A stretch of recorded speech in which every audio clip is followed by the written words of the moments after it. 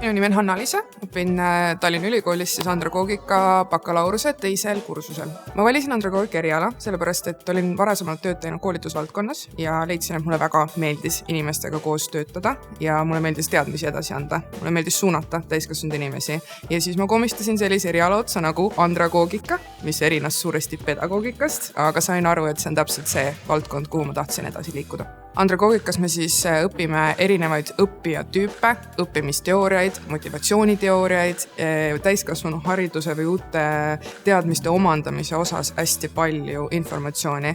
Ja lisaks teooriale me käsitleme ka hästi palju praktikat. Meil on oma andragoogika õppejõud, kes juba rakendavad seda, mida nad meile õpetavad. Seega igatepidi on hästi rikastav kogemus ja väga lõbus on õppida.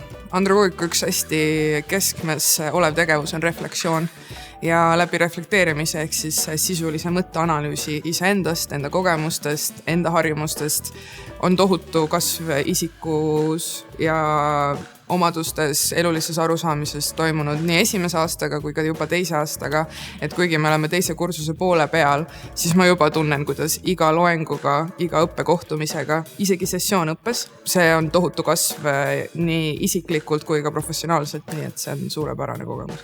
Kindlasti soovitan andragoogikat teistel inimestel ka õppima tulla, eriti kui meeldib inimestega töötada, kui neid meeldib suunata, kui meeldib ennast avastada ja teisi inimesi, siis andragoogika on täiesti õige koht, kuhu tulla.